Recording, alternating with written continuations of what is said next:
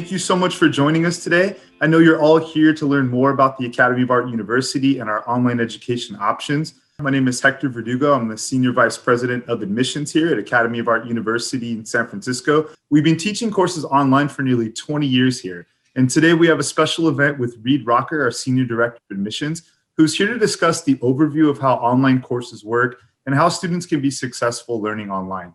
Today, we're going to be covering examples of work, but more importantly, we're going to be showing and demonstrating student progression and how students can actually develop while learning at home. As a quick introduction, Reid Rauker, our Senior Director of Admissions, he helps manage our domestic graduate admissions team, undergraduate admissions team, and more importantly, Reid has taken courses here as a student, so he's an expert in understanding how to be successful online. So without further ado, let me present to you Reid Rauker, our Senior Director of Admissions. Thanks, everybody. Welcome, everyone. So glad to have you join us. And Hector, thanks for the great introduction. So as Hector said, I myself am taking classes here as a student. So I'm going to be familiar with the student portal and how our online content is delivered to each and every online student. And what today's all about is to show you in more detail how online classes actually happen at an art and design school like ours. So I'm going to be sharing with you some insight from my own experience as a student by showing you my classes so you could better understand the user interface and what that user experience looks like for online students. Additionally, what we're going to be able to show you is examples of student work and how they progress through a standard 15-week course. And lastly, we're going to show you multiple examples of instructor feedback and then tackle some frequently asked questions at the very end. So I'm going to start by sharing my screen. Here, I'm going to bring us over so we could see exactly what the students see when they're logging in. One of the best things I like to point out is our online help desk. We have a full online support team, and right from our main login page, you can see all important updates are listed here, including current updates regarding COVID and what our current school policy and protocol will be.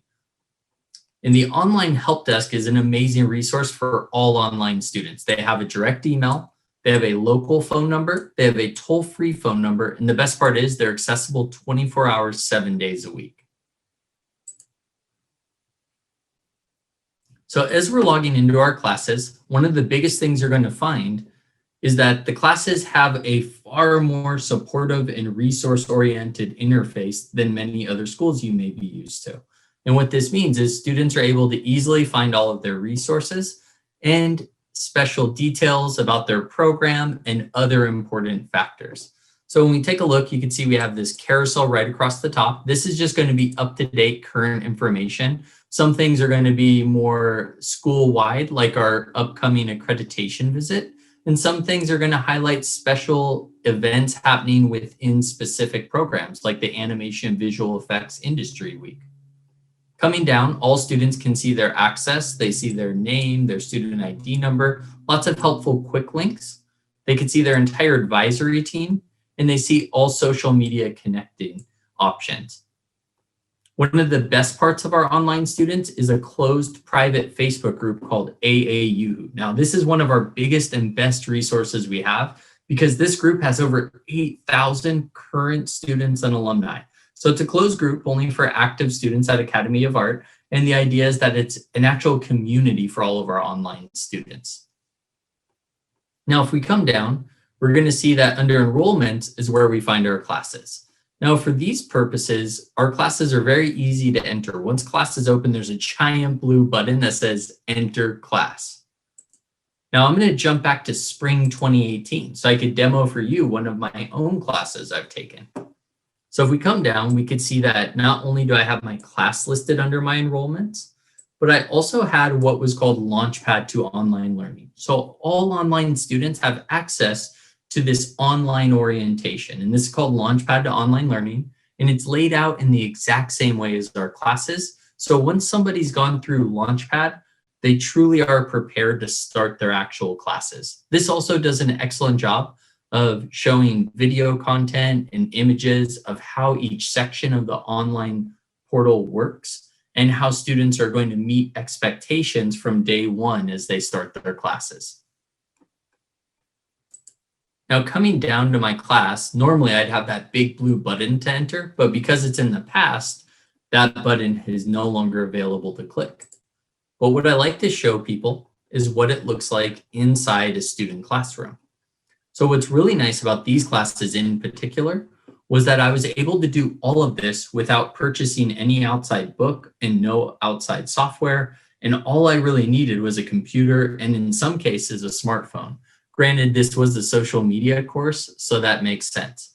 Other classes are going to require other necessary supplies and specific hardware requirements. So for every class, we list the minimum system requirements, minimum supply requirements needed for a student to be able to actively participate up to the expectations within a classroom. Now, as we're coming down, you can see we break things into what is called modules. And the modules have content from an intro to a conclusion and everything in between. And as you progress through your modules, you're going to get green check marks. This helps you stay on track and know what you're actually accessing. Then if we come down, we're going to see what that week's homework assignments or exercises are, and we're going to see the discussion topics. So I do like to take a minute to kind of show what this user interface looks like on the online side of things. So when you come in here, it's easy to navigate. You could use this scroll bar to the left, or you can use the next and back buttons in the top right hand and the bottom right hand corners.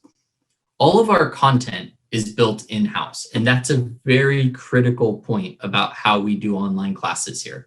The instructors that are teaching these on-site classes are working within their departments and with other faculty to build content in these classes that is going to be the very same that you'd find in a classroom. So it's laid out, structured in that way, and then they're going to have accompanying images, video content, and external links to completely support what is being taught as if you're in the classroom. So that's one of the coolest things about online. Students are able to participate at their own pace.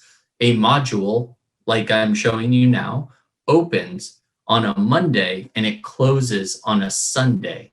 So it gives you the entire week to participate in your class at your own pace. For every student, as they're going through the portal, it's very important to read all content, watch all videos, and all media. And one of the most simple ways to explain what original content means is that all of our content is built in-house. We don't outsource anything through YouTube or lynda.com. And I would tell you to really make sure any online school you're considering choosing is building their content in-house. But I would also stress it may be hard to find a lot of schools that are doing that. So for our university, we've been doing online content for an art and design curriculum for 20 years now. And that gives us a slight edge over a lot of other schools. And one of the ways I can show you best the original content is from this example in my own social media class. So Guy Kawasaki, for those of you who don't know, is responsible for some of Apple's strongest marketing campaigns in the 80s. Today, he's a brand ambassador for Mercedes, Canva, and some other companies. But more importantly, he is a known and recognized social media influencer. So these classes are all about social media. And what Guy Kawasaki is doing is he's commenting on all of the topics we're discussing each week in each class. And from a professional perspective, he's giving this incredible feedback. Now, my instructor for this class was Jamie, and Jamie was actually someone that did social media content management for the SF MoMA right here in San Francisco. So that's the Museum of Modern Art. So pretty incredible to have someone like her conducting these classes. She was also working with a company that was doing social media campaigns and projects with Levi's, the jean company and brand. And for her, she was able to share some of her in-progress projects with us through some virtual meetings and live events. Now, those events were not required to participate. Those were just additional on top of what the content in the class offered. Now, when I'm coming back to the format, it's really just about how is this content delivered? And we're using all three forms of educational content delivery. You're going to see visual, auditory, and you're going to have kinetic learning because a lot of our assignments are project-based. That's what art and design education is all about. So you don't just learn the theory, the concept, and the steps to creating something. For your homework assignments, you actually have to go and apply those steps to a practical and tangible project.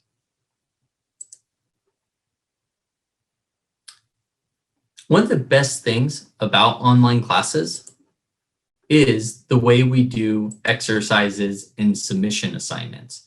So everybody submits their assignment to the same place. So every student within that class could see everybody else's homework assignments each week, their midterms, their finals. But more importantly, we can see that instructor feedback for everybody. So coming into my own assignment, I can see what my midterm was, and I could pull up any other student. So it really helps to be able to compare your own work directly to another student. And more importantly, it really helps to get that feedback that you're seeing given to other students on areas that you may not have been so familiar with. So our entire midterm was putting together an entire strategic social media campaign for a Westworld focused.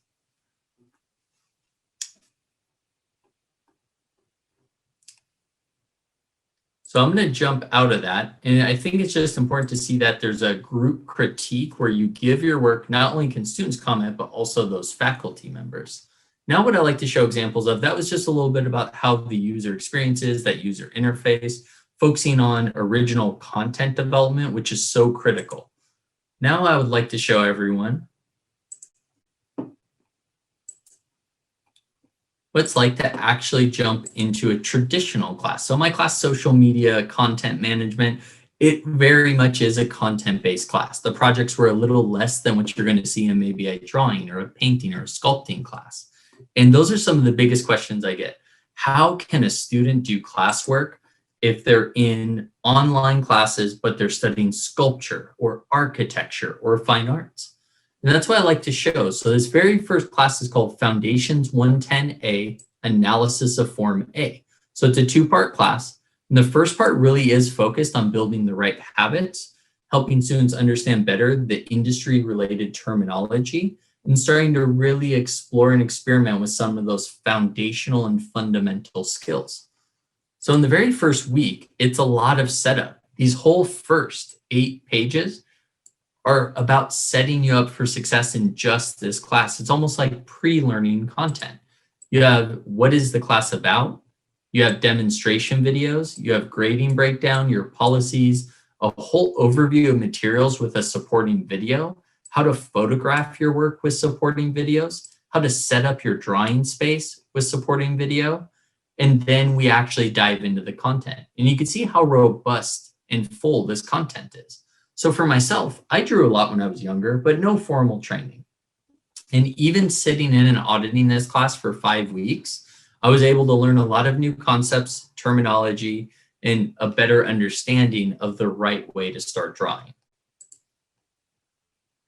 So right out of the gates, they're going to start you with lots of accompanying videos, and we're talking about why lines, geometric shapes, and more importantly, ellipses are so important. You're going to start breaking down this simplified geometric shapes. And it turns out a sphere, a cylinder, a cone, a cube, and a pyramid can all be utilized to make up any complex shape in the world around us. And that's what they want us to start understanding.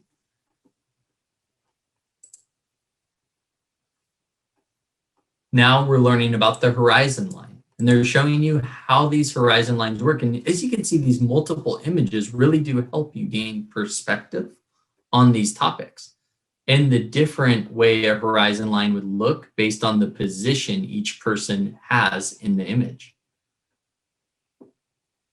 Now, if we come to ellipses, this is one of the most important things. And after seeing through this class for a bit, I see ellipses everywhere in the world around me. And it's really understanding how these ellipses will be represented when taking into account the horizon line. And keep in mind, these are all terms that I had no idea about prior to studying and taking these classes. And what's really happening is that they're starting to build us up to start getting in the habit of drawing and using the right terminology every step of the way. So if we come down and we see what our first assignments are, you can see one of the very first assignments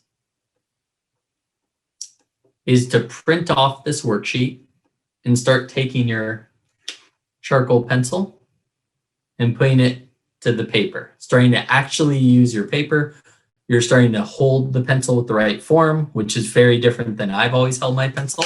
And you're starting to actually fill these out. And you start to learn some concepts like, is it easier for me to push a line away from me, or is it easier for me to pull the line towards me? And you're starting to get familiar with what feels right, what feels off, and you're working on those things. But really, this is habit building 101 in the early weeks. Even for an assignment like this that seems so basic, they have a 9-minute video showing you how to do it. And Rachel Mosley is actually one of our instructors that teaches a lot of the foundation classes. She's the one that helped write the content along with other department faculty. And she's recording these videos to show the same way she would teach these assignments for a student in the classroom. So that's what's so cool about online. There really is a lot that mirrors being in a class. The biggest difference is you don't have a teacher looking right over your shoulder every week to help you with every issue. But more importantly, you have access to a teacher throughout the week. So when an on-site class ends, that access to the teacher usually goes away until class starts again next week. However, if you're in an online class and you submit work on a Tuesday that was assigned that Monday, you can have feedback given that Wednesday, and you could already be making tweaks and resubmit assignments for better grades. Now, when you start seeing early feedback, it's really basic in this first week because really what they're trying to do is build habits more than they're trying to find some expert piece of work on these assignments. So the instructor has what's called feedback tools. I'm going to give you way more detailed examples of this, but it's showing people that, hey, these are the ones that are closest to having symmetry of true ellipses, but you need to start getting that symmetry down. But it's very, very basic early on. Let's look at by week 3 and week 5, how that feedback starts to change.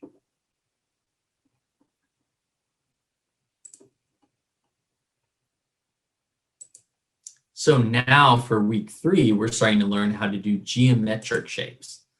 So pretty straightforward.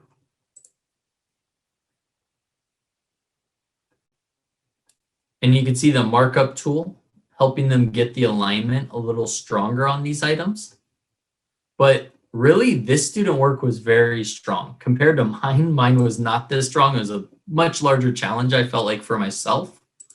But I think most students had work that was more in alignment with being good, but not quite there. But remember, if you had work that was a higher level, you would have already have waived out of this class because you would have had the option to submit the portfolio.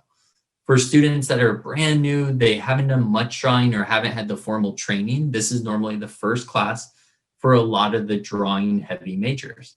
And you can see they're giving far more feedback because this is so close to being there. But they can do call outs, and then you come down here and you can see those individual call outs.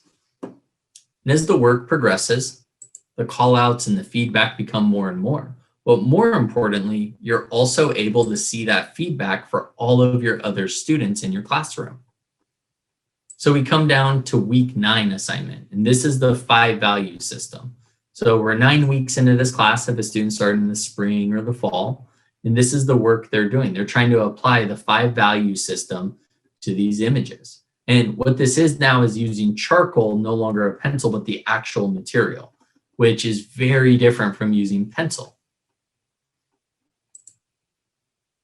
And you can see how now these concepts of how a core shadow and the shading looks on a cylinder or a sphere are now being applied to Bart's body.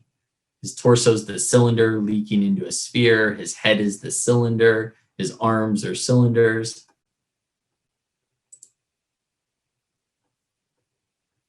And then you come down to where that feedback's given. And another thing you're going to notice is the instructor, even when giving feedback, is always using the correct terminology. So this creates a situation where the students are also going to continue to learn that terminology and those concepts.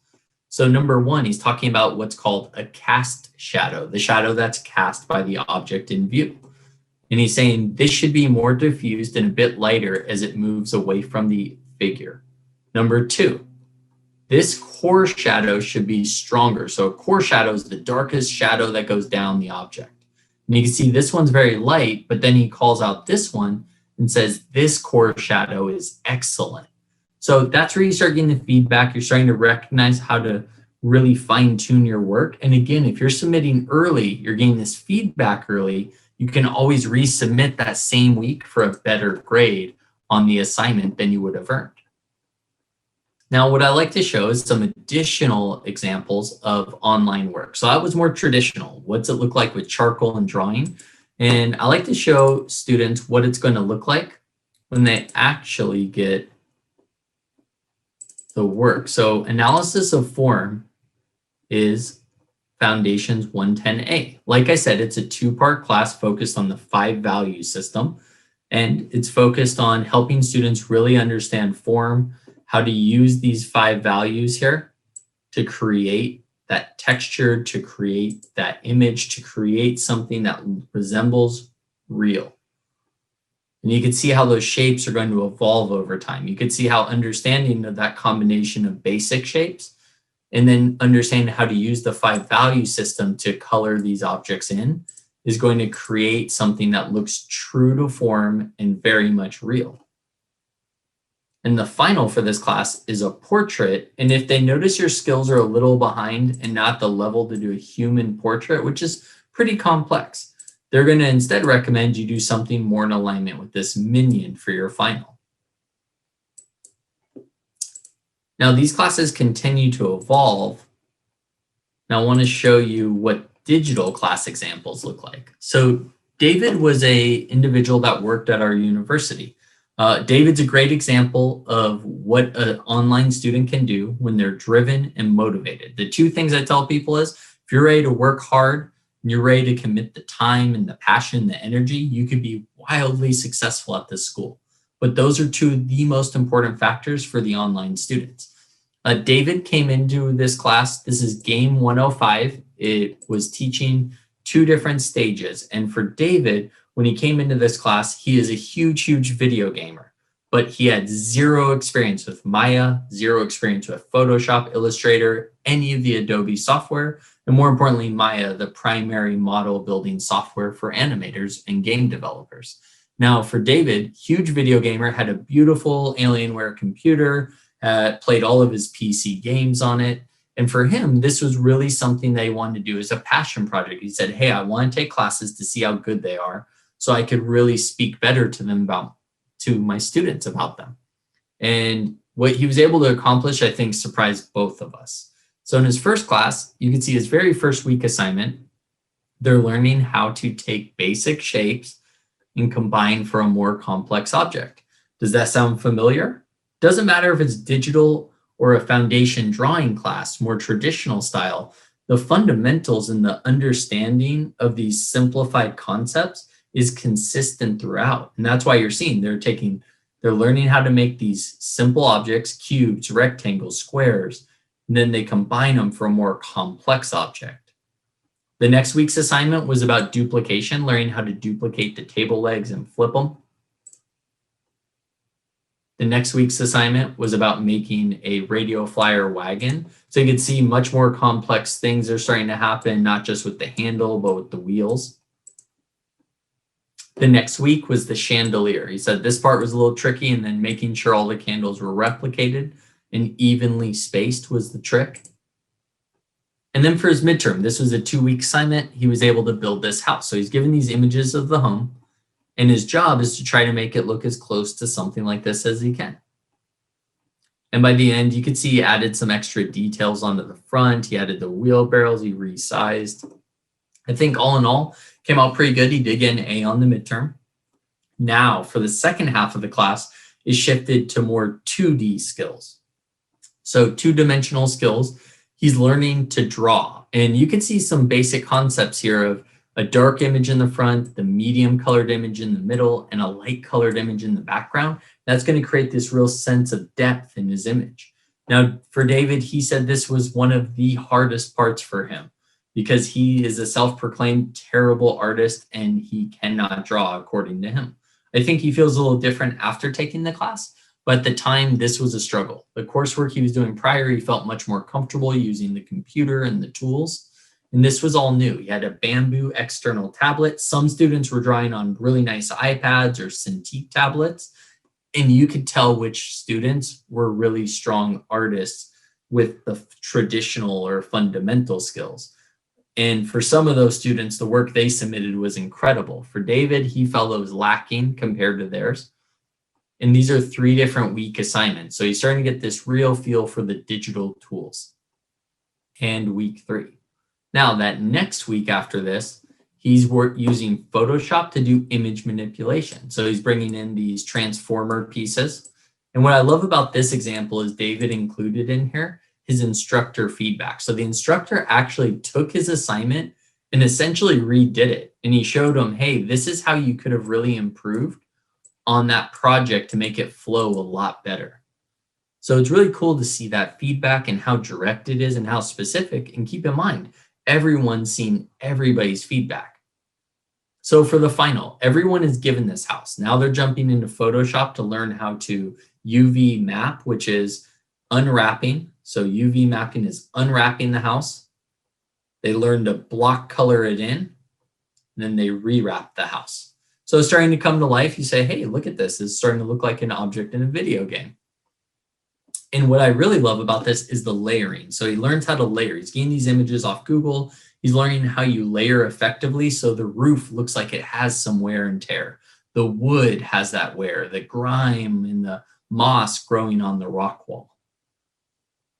Then you can see an image of the grass. He actually took a picture of his own grass, which he was very proud of.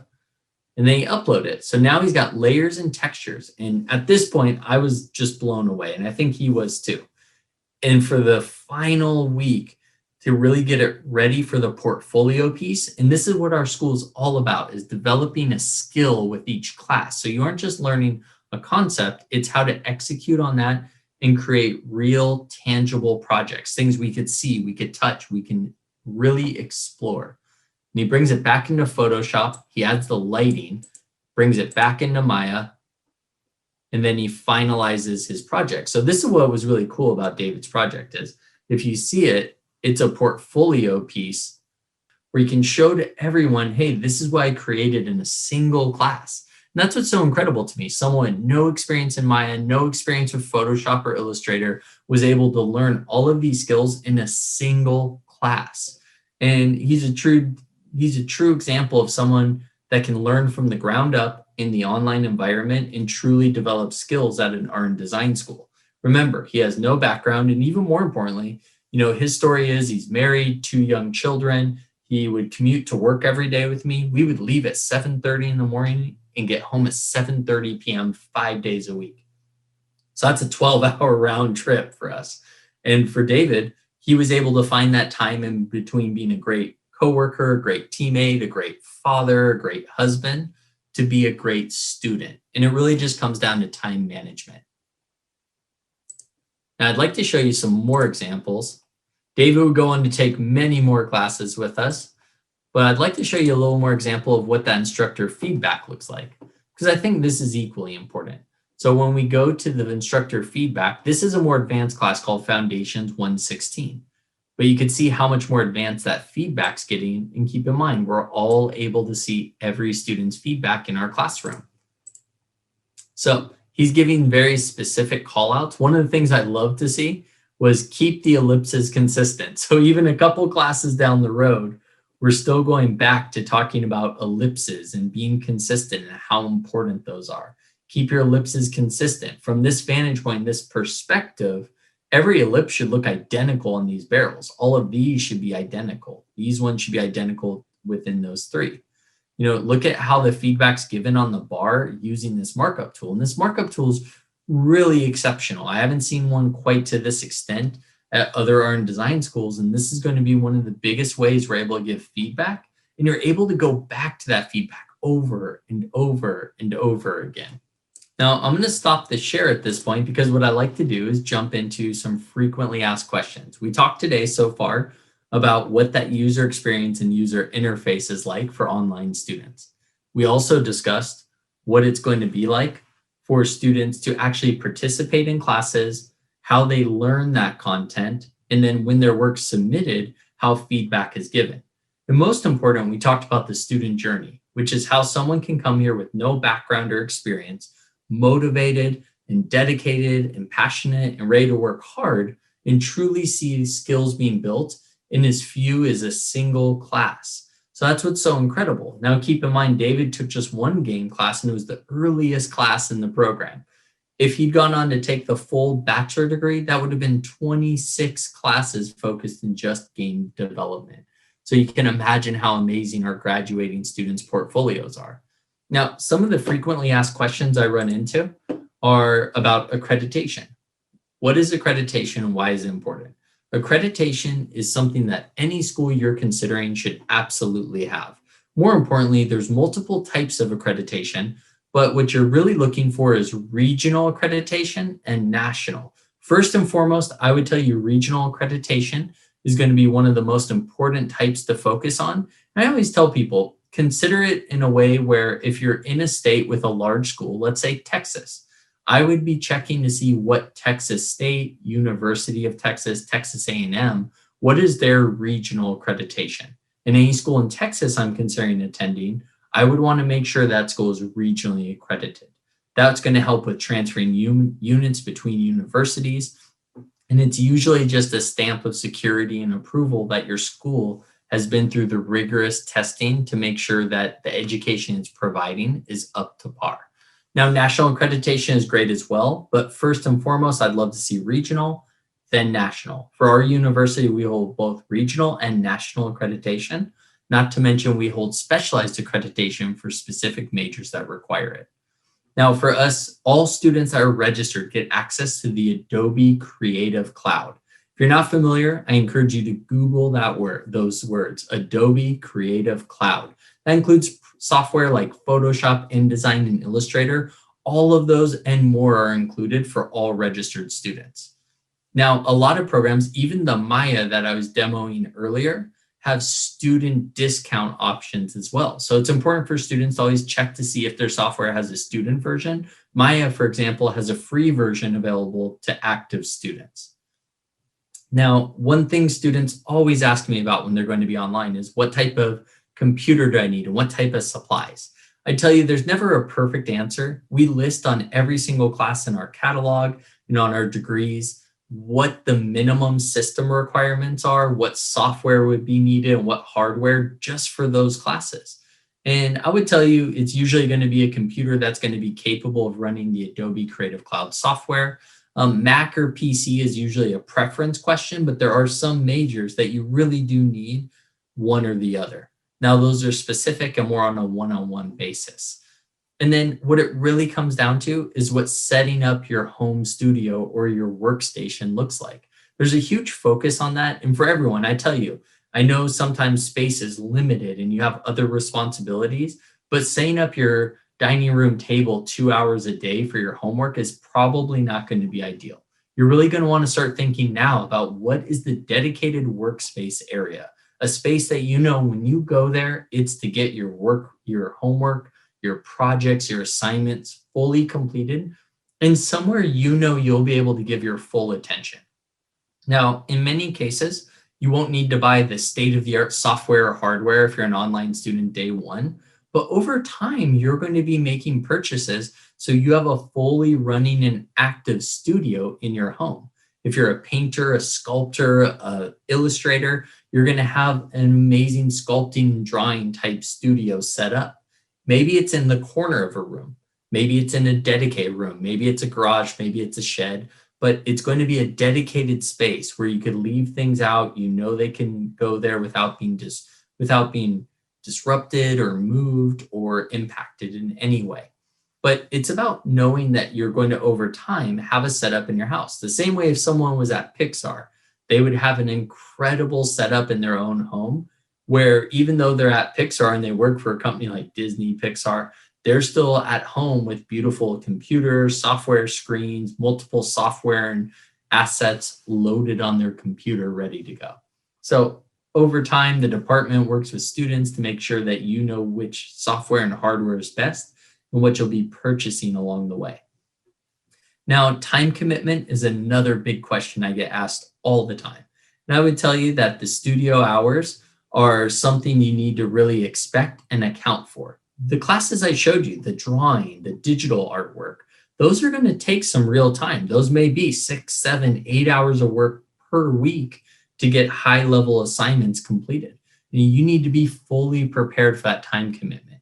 Is that something you're going to want to do on a Sunday in the evening? You got to open your classes every Monday. You have to map out a strategy for how you're going to tackle your classes, especially if you're doing 2 or more classes. And as you're doing more classes, your workload should be expected to increase. Now, that being said, anyone that's working and has a family, you're going to have priorities. But I would tell you, school needs to be a very close third most important priority for you. It's going to pay dividends if you give it the focus. But what I always compare it to is the gym. If you went to the gym really hard for 1 week, every day for 4 hours a day, you'd be really sore. But after just 1 week, you really wouldn't see any results. However, if you went to the gym once a day for 1 to 2 hours, and you're able to keep that commitment for 15 weeks, after 4 months, you would absolutely start seeing results. And that's the difference. With art, it's the same thing. You have to put in a committed and focused amount of energy and time to your craft and the skill. And that's going to be one of the most important things is, are you pushing and challenging yourself? And in our online education, the beautiful part of it is you're going to have a structured way to develop those skills, which is so critical. And the last thing I'd leave each and every one of you with is, if you really liked what you saw today, or you feel that you may be a great fit for online education, I would encourage you to connect with us. The best thing we do at this university is work with every student in a one-on-one capacity.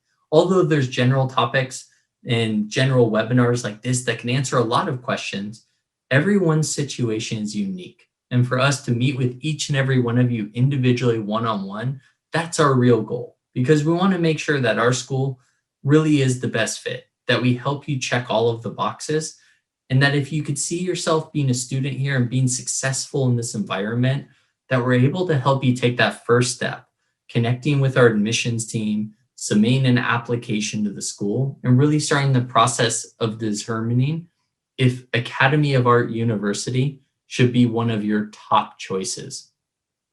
So thank you very much for attending today. We look forward to working with you and helping you dive deeper into our university and everything we offer. Thank you so much, Reid. That was a wonderful example of what it's like to be an online student here at Academy of Art University. Just want to reiterate that these are going to be effort-based programs and effort-based majors. So I know it's cliche, but you're really going to get out of it what you put into it. So we just want to make sure that we emphasize to students that our university is designed to teach students how to be successful. As long as you're willing to put in the effort and it's something you're passionate about, we really want to give you the opportunity to be successful online. So I also want to reiterate one more time what Reid was talking about, which is our staff is dedicated to working with students in a one-on-one capacity. What we want to do is just get to know you more, figure out what your career goals are, figure out what it is that we can do to try to assist you. So whether you end up choosing the Academy of Art University or even another school, it's always worth our time to spend one-on-one with you to get to know how we can best help you and at least give you the best advice on what your educational options are. So thank you so much for attending today. We hope that you learn more about our programs, and we look forward to seeing you soon.